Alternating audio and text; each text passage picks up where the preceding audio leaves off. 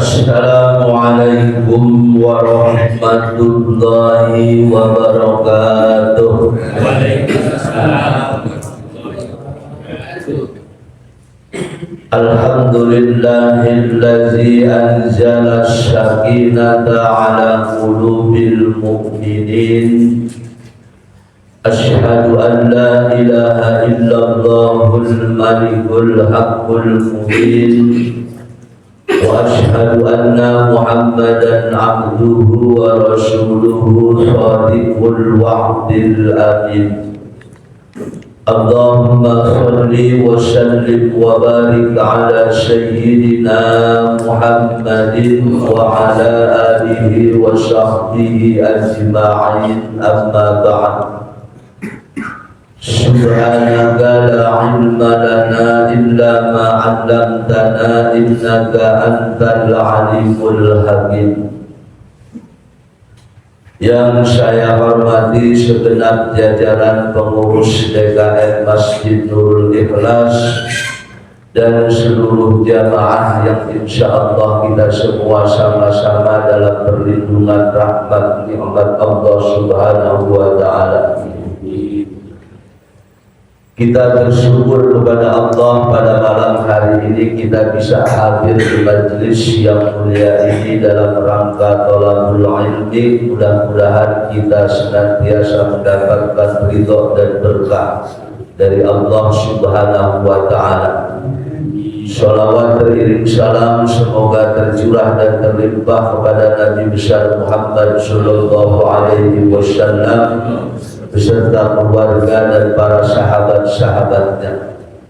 Marilah seperti biasa kita mengawali ta'lim kita dengan pembacaan Al-Quran atau suratul Fatihah. Mudah-mudahan dengan karamah Fatihah ini Allah anugerahkan kita ilmu yang bermanfaat. Allah berikan kita kesehatan lahir dan batin. Allah anugerahkan kita rezeki yang berkah dan berlimpah serta keturunan yang saleh dan salihah. Semua urusan dunia dan akhirat kita diberikan mudah oleh Allah Subhanahu wa Ta'ala. Allah jadikan keluarga kita menjadi keluarga yang sakinah, mawaddah, warahmah. Lingkungan kita mudah-mudahan senantiasa Allah jaga dari berbagai bencana dan musibah. Puncaknya kita mohon kepada Allah mudah-mudahan kita telah diwafatkan dalam keadaan husnul khatimah. Ala hadhihi niyyah wa ala kulli niyyatin shalihah. Al-Fatihah. A'udzu billahi minasy syaithanir rajim. Bismillahirrahmanirrahim. Alhamdulillahi rabbil alamin arrahmanir rahim maliki yaumiddin iyyaka na'budu wa iyyaka nasta'in ihdinas siratal mustaqim siratal ladzina an'amta 'alaihim ghairil maghdubi 'alaihim waladdallin.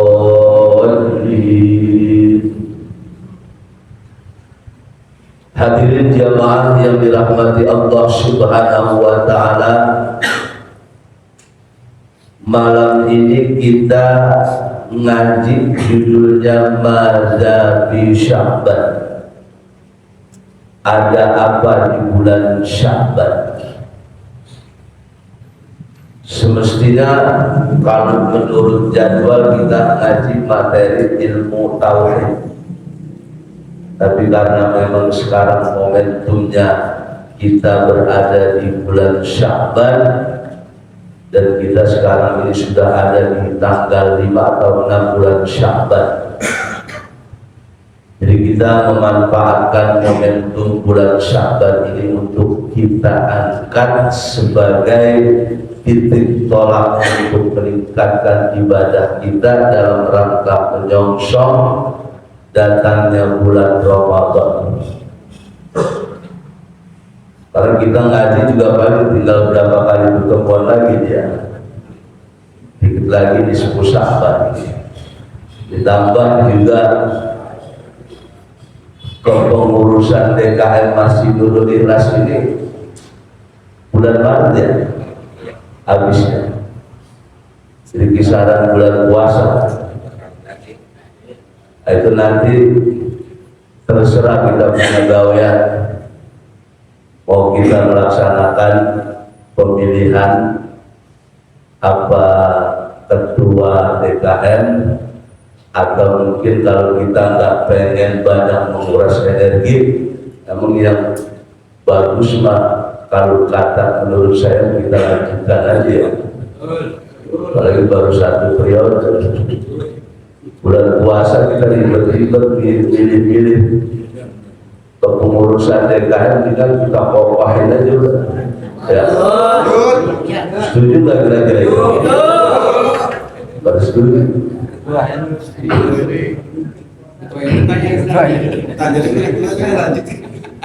Tapi nanti ini bukan forumnya, ini mah gambaran aja. Hadirin jamaah yang dirahmati Allah Subhanahu wa Ta'ala, ada beberapa peristiwa yang terjadi di bulan Sya'ban yang luput dari perhatian kita, yang semestinya ini menjadi pemicu kita untuk meningkatkan ibadah kita kepada Allah, sekaligus juga dalam rangka menyongsong bulan yang agung. Karena memang gerbang yang paling dekat dari bulan Ramadan ini adalah bulan Sya'ban. Yang pertama, di bulan Sya'ban ini terjadi perpindahan kiblat dari Baitul Maqdis ke Ka'bah, Masjidil Haram.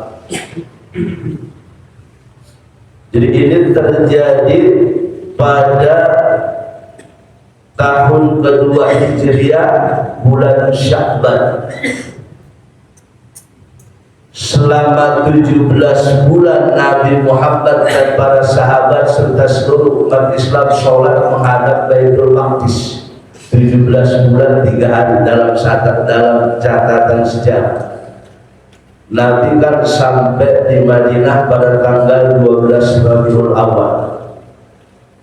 Nah, di tahun kedua Hijriah itulah pada bulan Sya'ban Allah perintahkan untuk pindah kiblat.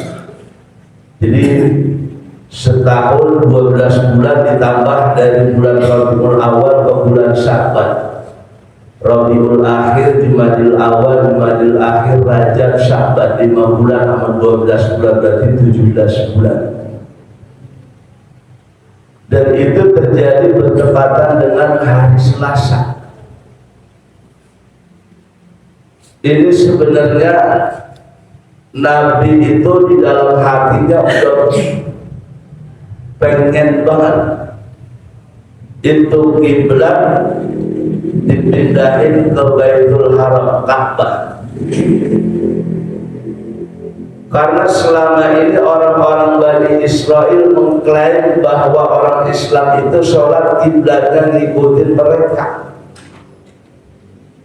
Padahal sebenarnya bukan itu, karena memang itu perintah Allah. Jadi awal di mana kita diwajibkan sholat pada masa Rasulullah dan para sahabat itu perintahnya memang menghadap Baitul Maqdis. Nabi punya keinginan di hatinya itu kiblat seandainya dipindahkan ke Ka'bah Baitul Haram. Keinginan Nabi yang ada dan tersirat di dalam hati Nabi ini sudah pasti diketahui oleh Allah Subhanahu wa Ta'ala. Dan memang apa yang ada di dalam hati Nabi yang menjadi keinginan dan kecintaan beliau itu selalu sesuai dengan keinginan Allah Subhanahu wa Ta'ala. Nabi selama itu ngangkat mukanya ke langit, berharap turun wahyu untuk memindahkan kiblat dari Baitul Maqdis ke Masjidil Haram. Hampir setiap hari, setiap saat nungguin wahyu, sampai apa yang menjadi keinginan Nabi dan membuat hati gembira turun. Itu ada di dalam Al-Quran surat Al-Baqarah ayat 144 dan 3. Kata Allah, qad nara taqalluba wajhika fis samai falanwalliyannaka qiblatan tardaha fawalli wajhaka syatral masjidil haram. Qad nara taqalluba wajhika fis sama, kata Allah, kami tahu kamu sering menengadahkan wajahmu ke atas langit. Falanwalliyannaka qiblatan tardaha, maka kelak akan kami pindahkan arah kiblat sesuai dengan keinginanmu, kata Allah. Jadi memang Allah ini selalu mengabulkan apa yang menjadi keinginan kekasihnya. Itu kalau kita baca Quran surat Ad-Duha ada ayat wala saufa yu'tika rabbuka fatarda, dan Tuhanmu pasti akan memberikan apa yang membuat hatimu senang. Jadi bahasanya Nabi ini memang selalu dimanja oleh Allah Subhanahu wa ta'ala. Setiap keinginannya meskipun baru tersirat di dalam hatinya, pasti Allah kabulkan keinginan Rasulullah SAW. Makanya istrinya Nabi pernah ngomong begini, ma'ara rabbaka illa yusari'u bihawaka. Saya memperhatikanmu di mana Tuhanmu selalu mengabulkan apa yang menjadi keinginan. Jadi keinginan Nabi supaya kiblat itu dipindahkan itu emang sesuai dengan keinginan Allah Subhanahu wa ta'ala. Dan saat terjadi perpindahan kiblat itu Nabi lagi sholat. Nabi lagi sholat asar berjamaah dengan para sahabat. Begitu baru dapat separuh sholat, di tengah-tengah sholat turun ayat. Ketika ayat ini turun, Nabi langsung mengarahkan badannya, wajahnya ke arah Masjidil Haram. Sahabat semua ikut. Itu tempat di mana Nabi melaksanakan sholat yang kemudian mendapatkan perintah untuk pindah kiblat, sampai sekarang masih ada. Namanya Masjidul Qiblatain, masjid yang memiliki dua kiblat. Sampai sekarang masih ada tempat di mana Rasulullah sholat asar lalu mendapatkan perintah untuk pindah kiblat dari Baitul Maqdis ke Baitul Haram. Nah, itu terjadi pada bulan Sya'ban, bertepatan dengan hari Selasa.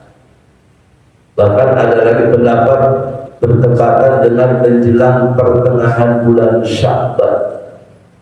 Apalagi ini insya Allah di malam nisfu Sya'ban kita tahun ini insya Allah malam Selasa, kalau nggak salah. Hadirin jamaah yang dirahmati Allah Subhanahu wa ta'ala. Yang kedua, bulan Sya'ban ini merupakan bulan dilaporkannya amal manusia selama 1 tahun. Jadi Allah punya manajemen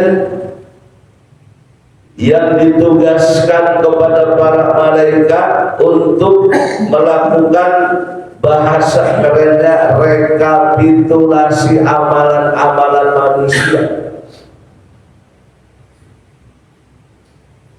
Dan itu semua rekap itu dilaporkan kepada Allah setiap bulan Sya'ban selama 1 tahun. Apa yang pernah kita lakukan selama 1 tahun itu dilaporkan pada bulan Sya'ban. Makanya ada hadis riwayat Imam An-Nasai, seorang sahabat yang namanya Usamah bin Zaid bin Haritha. Ini Usamah bin Zaid bin Haritha ini pernah diangkat menjadi panglima perang Islam ketika masih berusia 16 tahun. Jadi ukuran kita sekarang masih remaja, tapi karena kepiawaian sosok yang namanya Usamah bin Zaid bin Harisah dalam urusan berperang di kancah peperangan, ini Nabi gak ragu-ragu ngangkat beliau sebagai panglima perang Islam yang memimpin banyak sahabat-sahabat senior sekalipun Abu Bakar, Umar, Utsman, Ali, Khalid bin Walid itu dipimpin oleh remaja. Artinya apa? Ini kita mesti banyak ngambil pelajaran dari sejarah bahwa Rasulullah itu sudah melakukan pencanangan yang namanya regenerasi dalam Islam. Kita juga mestinya begitu. Jangan yang mimpin ini mimpin masjid kayak apa kayak yang udah tua berangkat itu. Ada sosok anak muda yang memang dia punya potensi. Nah ini Rasulullah melakukan apa sistem regenerasi kepada anak-anak muda. Beliau berikan kesempatan kalau memang dia punya potensi, punya skill, punya kepiawaian, angkat. Jangan udah tua bangka masih juga apa agama diganti.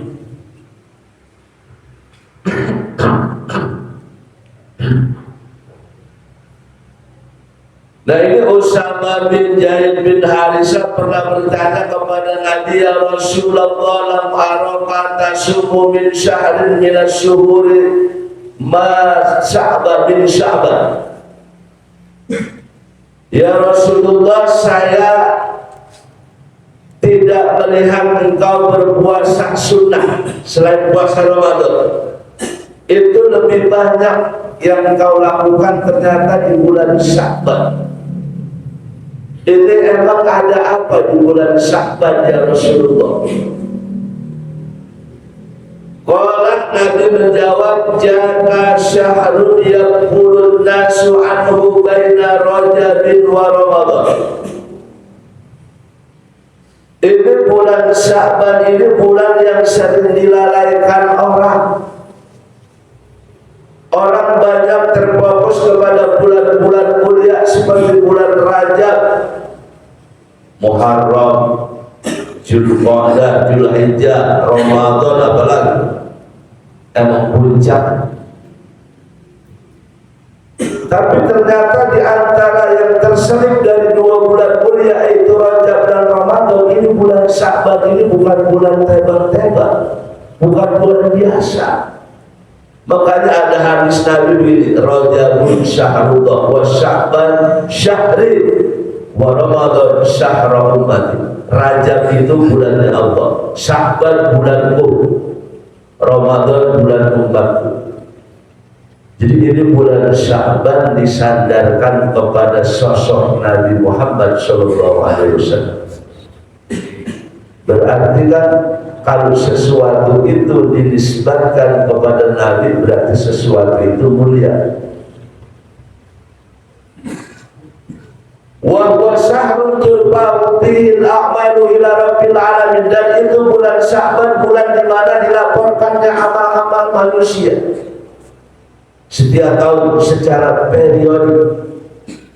Rekapitulasi amalan kita selama 1 tahun itu dilaporkan oleh para malaikat kepada Allah di setiap bulan Sya'ban. Wa uhibbu an yurfa'a amali wa ana shaimun, dan aku suka ketika amalku dilaporkan di hadapan Allah, aku sedang dalam keadaan beribadah. Ini Nabi yang sosok sudah mendapatkan jaminan dari Allah, tapi Nabi itu takut kalau pas amalannya dilaporkan kepada Allah, Nabi lagi main-main. Padahal Nabi mau udah dapat jaminan. Tapi kita yang nggak pernah dapat jaminan dari siapapun, ya kita mah santai aja. Makanya itulah sosok Nabi disebut dalam peristiwa Islam itu dan disebut Abdul Hamba. Kalimat Abdul Hamba itu hamba yang totalitas ibadahnya luar biasa. Nabi. Jadi amalan kita dilaporkan setiap tahun di bulan Sya'ban. Sebenarnya pelaporan amal kita ini enggak setiap tahun doang. Ada laporan harian, ada laporan pekanan atau mingguan, ada laporan bulanan, ada laporan tahunan, semua ada lengkap. Dicatat sama malaikat yang setiap hari dilaporkan, ada yang setiap pekan, ada setiap bulan, ada setiap tahun ada. Dan catatan malaikat ini gak akan pernah salah seperti catatan KPU. Gak bakalan salah, pasti benar.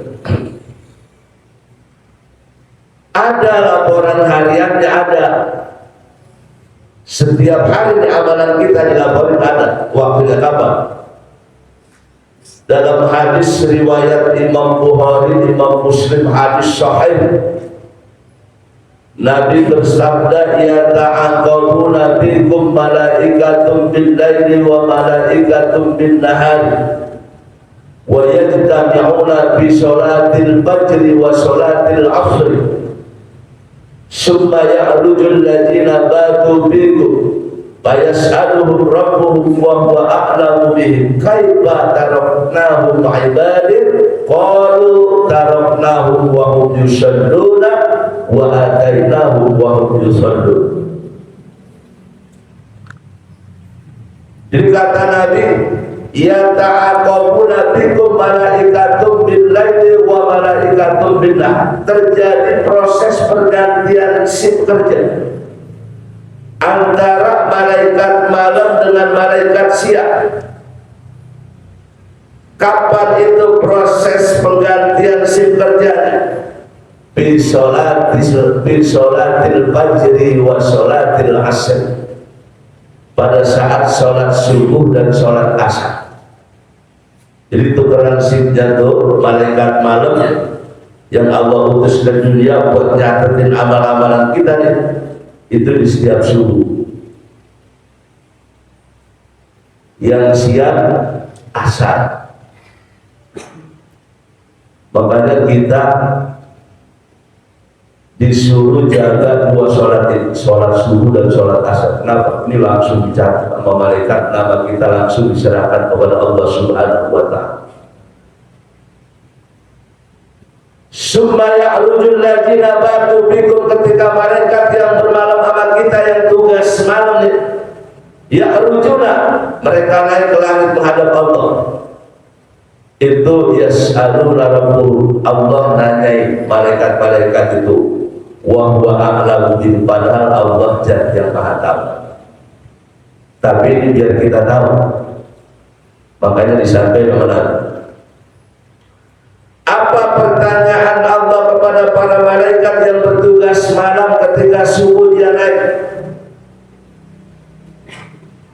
Kaifa taraknahum ibadi, ketika kamu tinggalkan hamba-hambamu itu si A, si B, si C semua lagi pada ngapain? Bahasa ini itu para malaikat ngelaporin yang sholat subuh berjamaah namanya dicatat, dilaporkan di hadapan Allah Subhanahu wa ta'ala. Apa jawaban malaikat? Taraknahum wa hum yusalluna wa atainahum wa hum yusallun. Ketika kami tinggalkan di si A, si B, si C yang sholat subuh berjamaah, yang molor kagak, yang sholat jam 7 juga kagak, yang sholat jauh dawatul Islam kagak, yang sholat berjamaah pun namanya dilaporkan di hadapan Allah semua seluruh dunia, dan itu gak bakal ketukar. Emang catatan KPU bisa ketukar? Ini mah catatan para malaikat. Jadi setiap hari amalan kita dilapori di hadapan Allah pada waktu subuh. Makanya sholat subuh sama sholat asar kan ada dua perintah sholat yang ada di Quran yang secara spesifik disebutkan titik waktunya subuh dan asar. Aqimis sholata liduluki syamsi ila ghasaqil laili wa qur'anal fajr. Sholat subuh. Kalau sholat asar, habidu ala sholawati was sholatil wusta. Peliharalah waktu-waktu sholat, terutama wusta, sholat pertengahan. Yang dimaksud dengan sholat wusta, seluruh pakar ulama tafsir sepakat bahwa itu adalah waktu sholat asar. Makanya ranking sholat itu pertama subuh, kedua asar, baru isya, baru johor, baru maghrib. Jadi dua sholat ini di mana dilaporkan semua amalan kita setiap hari, bukan setiap tahun. Kalau setiap tahun di bulan Sya'ban. Laporan mingguannya di mana? Ada lagi kata Nabi dalam hadis yang sahih, Nabi bersabda, tu'radul a'malu 'ala Allahi fi kulli yawmi khamisin wa isnain. Dilaporkan setiap amal manusia seminggu sekali, setiap hari Kamis dan setiap hari Senin. Itulah kenapa Nabi setiap 2 hari itu puasa, Kamis atau Senin, supaya ketika amalnya dilaporkan Nabi dalam keadaan sedang beribadah. Tuh lagi-lagi Nabi selalu jaga. Ada lagi laporan bulanannya apa? Karena Nabi sallallahu alaihi wasallam yasumu salasata ayyamin min kulli syahr. Adalah Nabi setiap bulan berpuasa 3 hari. Itu yang disebut dengan ayyamul bid. 13, 14, 15. Jadi lengkap, ada laporan harian, ada laporan mingguan, ada laporan bulanan, ada laporan tahunan. Semua amal kita dilaporkan secara periodik, setiap hari ada. Jadi nanti kalau kita komplain umpamanya, catatannya ada semua. Ini yang tiap hari, ini yang tiap minggu, ini yang tiap bulan, ini yang tiap tahun. Tiap tahun ada di bulan Sya'ban. Nah yang ketiga, bulan Sya'ban inilah di mana Allah perintahkan untuk kita berpuasa di bulan Ramadan. Turun ayatnya perintah puasa itu pada bulan Sya'ban, tanggal 10 bulan Sya'ban, tahun kedua Hijriah. Di bulan Sya'ban ternyata banyak sekali sesuatu yang sangat agung dan istimewa. Makanya Nabi pernah ditanya begini, ya Rasulullah, ayyus shaumi afdalu ba'da Ramadan. Wahai Rasulullah, puasa apa yang paling utama setelah puasa wajib di bulan Ramadan? Puasa sunnah, bukan puasa Ramadan. Terbaik setelah puasa Ramadan apa? Qala, Nabi menjawab, Sya'banu li ta'zimi Ramadan. Puasa di bulan Sya'ban untuk mengagungkan atau menghormati bulan Ramadan. Kita lihat puasa sunnah di bulan Sya'ban, apalagi kita ambil harinya hari Kamis sama hari Senin, lihatnya dalam rangka menyongsong keagungan bulan Ramadan. Masya Allah, itu luar biasa pahala. Di puasa yang paling tinggi nilainya itu puasa di bulan Sya'ban dalam rangka menyongsong bulan Ramadan. Turun perintahnya itu ya ayyuhalladzina amanu kutiba alaikumusyiyamu kama kutiba alal ladzina min qablikum la'allakum tattaqun. Itu pada bulan Sya'ban, tanggal 10 bulan Sya'ban. Jadi Sya'ban ini bulan terang. Yang keempat, ini biar kita makin jejak. Bulan Sya'ban ini adalah bulan penentuan umur manusia yang wafat pada tahun tersebut. Maksudnya gini, yang tahun 2026 ini yang wafat nih, atau di bulan Hijriahnya tahun 1400 berapa? 77 ya?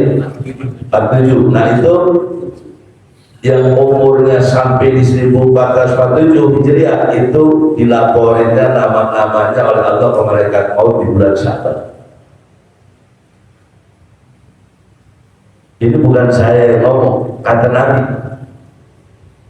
Jadi Nabi pernah ditanya sama istrinya Aisyah, ya Rasulullah ara aksara siyamika min fi Sya'ban. Wahai Rasulullah, saya perhatikan kamu ini puasa paling banyak di bulan Sya'ban, puasa sunnah. Apa kata Nabi? Qala inna hajas syahra yuktabu bihi li malakil mauti man yuqbal. Ini bulan di mana ditentukannya umur-umur manusia yang tahun ini wafat, itu nama-namanya udah diserahin ke malaikat maut. Mudah-mudahan di sini nggak ada. Itu di setiap bulan Sya'ban. Allah laporin namanya ini malaikat maut di jomblo ada berapa orang kali di bulan Sya'ban. Di job proyek ente ini buat nyambutin nyawa-nyawa orang itu nama-namanya di bulan Sya'ban bulan subuh. Mudah-mudahan nama kita nggak ada ya. Tapi juga kita akan gabung nyawa.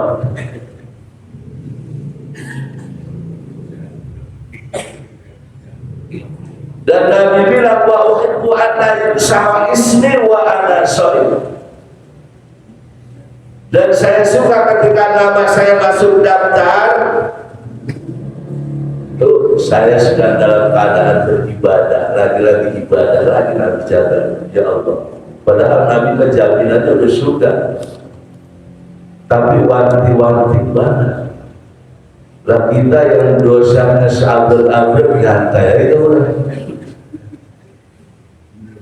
Nah itulah sosok Rasulullah Shallallahu Alaihi Wasallam.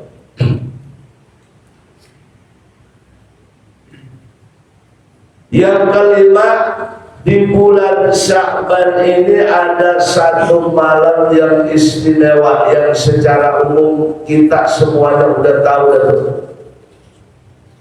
malam apa? Nisfu Sya'ban.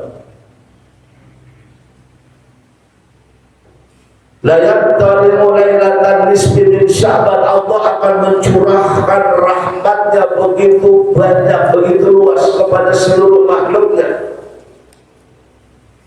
Kecuali ada dua golongan yang tidak dapat rahmat Allah. Yang pertama, li musyrikin, orang musyrik. Yang kedua, musyahid, orang yang berdendam, orang yang lagi bermusuhan. Dia bermusuhan sampai nisfu Sya'ban, belum pada bayar, belum pada maaf-maafan, tidak bakalan dapat. Ya, kita punya rasa dengki, dendam sama orang, kita simpan sampai malam nisfu Sya'ban. Ya Allah, nggak dapat, kita dapat. Satu orang musyrik, dua orang yang bermusuhan yang belum melakukan islah atau perbaikan, nggak dapat rahmat Allah pada malam nisfu Sya'ban. Padahal itu malam mulia. Kalau kita mau berdoa tuh, kalau kita mau doa kita dikabulkan, itu malam nisfu Sya'ban.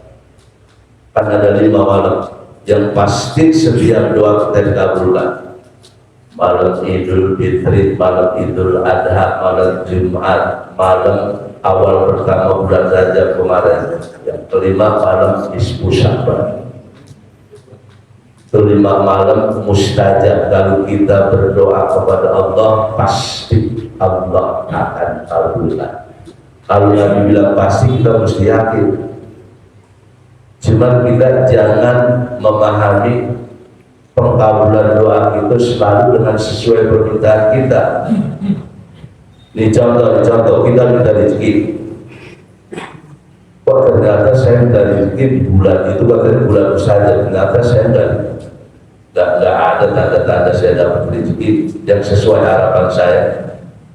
Cara Allah untuk mengabulkan doa kita tanpa pernah terlintas di pikiran kita. Kita doa minta rezeki, paginya kita berangkat mau kerja atau mau silaturahmi atau mau main, itu hari itu harusnya dalam catatan Allah kita kena musibah, celaka, tabrakan, cacat atau gimana. Tapi kalau kita berdoa malam minta rezeki, itu Allah bebaskan catatan. Tahu nggak kita? Nggak tahu, itu cara Allah. Makanya kita ini harus selalu husnul dzan kepada Allah. Dan Allah sendiri memberikan sesuatu sesuai prasangka kita. Jadi ada hadis qudsi bunyinya begini, ana inda dzanni abdi, aku tergantung prasangka hamba kepada. Jadi kalau kita punya prasangka baik sama Allah, maka kebaikan Allah kasih. Orang beriman yang begitu. Kalau kita punya prasangka buruk, ya udah yang Allah kasih buruk. Jadi selalulah kita berbaik sangka kepada Allah, meskipun kita nggak tahu kebaikan dalam bentuk apa yang Allah berikan hari ini, tapi yakin Allah telah memberikan kebaikan itu yang kita sama sekali nggak tahu. Kalau kita udah punya keyakinan kayak gitu, aku udah mantap. Di malam Nisfu Sya'ban, malam yang istimewa. Kalau kemarin bulan Rajab ada malam Isra, Nisfu Sya'ban ada malam, bulan Sya'ban ada malam Nisfu Sya'ban. Ntar Ramadan ada lagi malam paling mantap. Udah nggak ada lagi selain bulan Ramadan. Bulan apa? Malam apa? Lailatul Qadar. Makanya 3 bulan ini Nabi berdoa, Allahumma barik lana fi Rajab wa Sya'ban wa balighna Ramadan. Itu 3 bulan betul-betul. Hadirin jamaah yang dirahmati Allah Subhanahu wa taala. Terakhir, di bulan Sya'ban ini Allah perintahkan untuk bersolawat kepada Nabi. Perintah ibadah yang namanya solawat itu turun di bulan Sya'ban. Kalau kita baca Quran, ada surat Al-Ahzab ayat 56. Ayatnya saya yakin udah hafal semua. Jangankan kita, anak kita hafal.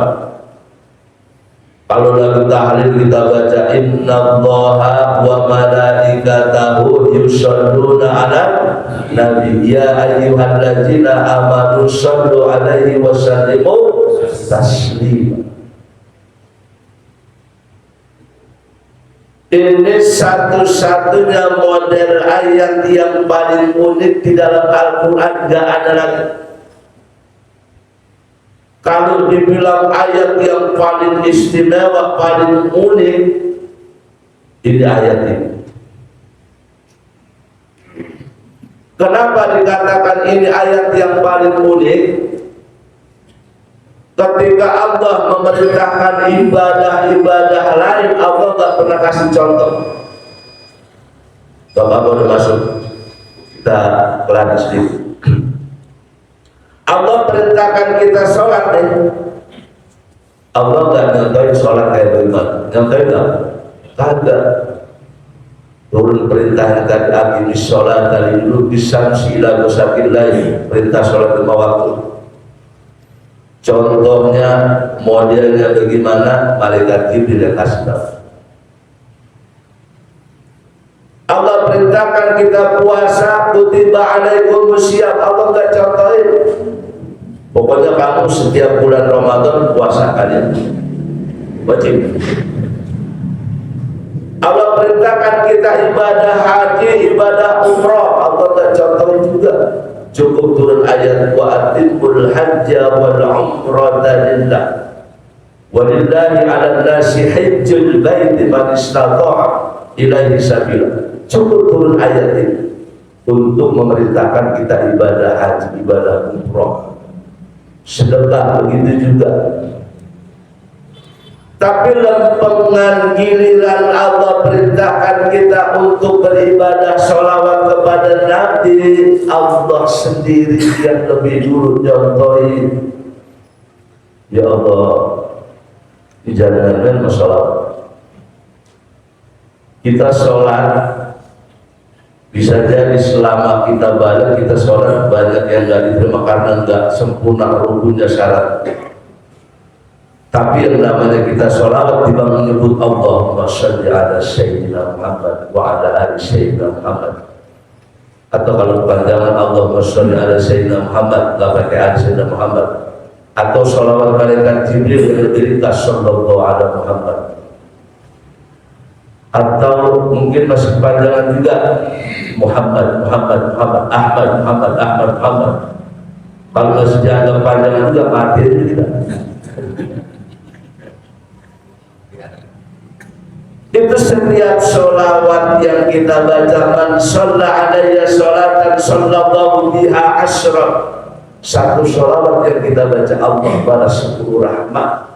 Dalam kondisi apapun, kita lagi nggak fokus, lagi sambil menjatuh sholawatan, ya Allah sallallahu umpaman satu sholawat Allah balas 10 rahmat.